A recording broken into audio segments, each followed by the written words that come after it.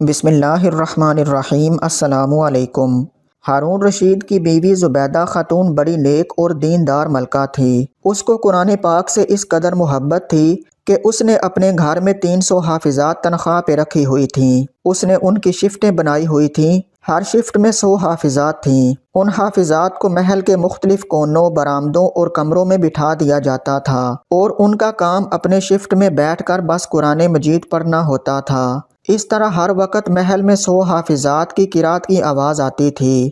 یہی وہ زبیدہ خاتون ہیں جن کو جب پتہ چلا کہ جب لوگ سفر پہ جاتے ہیں تو ان کو راستے میں پانی نہیں ملتا تو آپ بے چین ہوئیں۔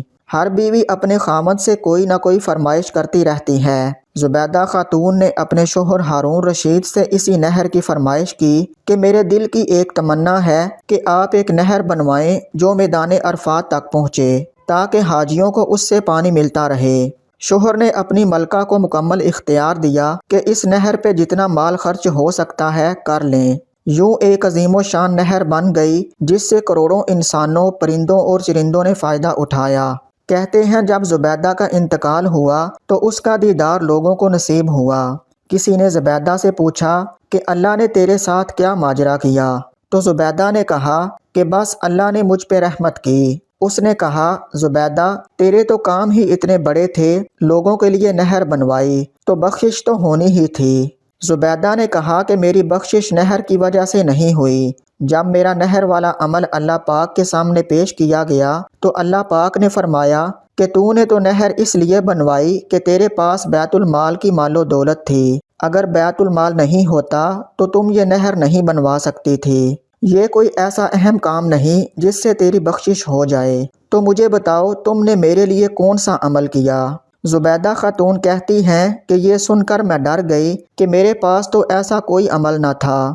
اسی گھبراہٹ میں اللہ پاک میری طرف متوجہ ہوئے، سارے اعمال میں بس ایک ہی ایسا عمل ہے جو تو نے صرف میرے لیے کیا ہے۔ ایک بار جب تم کو بھوک لگی تھی اور کھانا کھا رہی تھی، منہ میں لقمہ ڈالنے سے پہلے اذان کی آواز تیرے کانوں میں آئی۔